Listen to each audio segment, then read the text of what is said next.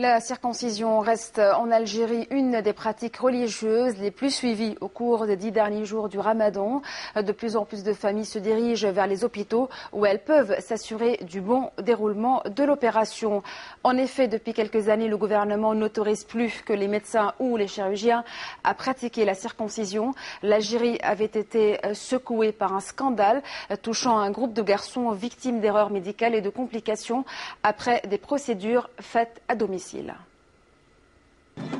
Si les enfants pleurent, les parents, eux, sont heureux.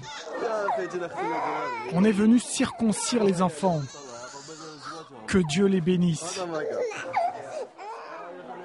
C'est bientôt la fin du Ramadan et beaucoup d'Algériens veulent faire opérer leur fils. Selon les autorités sanitaires du pays, près de 300 000 garçons sont circoncis chaque année pendant la dernière semaine du mois de Ramadan. Oncle, ça ne fait pas mal. Aïe, si, ça fait mal, oncle.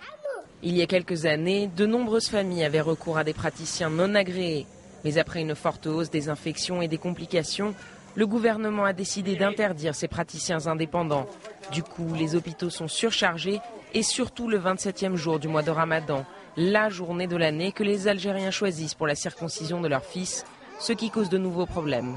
C'est un calvaire pour le chirurgien, mais c'est toujours un plaisir pour les parents qui ramènent leurs enfants pour les circoncisions. Pourquoi c'est un calvaire ? Tout simplement parce qu'ils ont l'impression que le 27e jour est un jour d'exception, donc du coup on se retrouve entre 150 et 200 patients pour circoncision et du coup on a tendance parfois même à bâcler le travail et c'est pas très propre.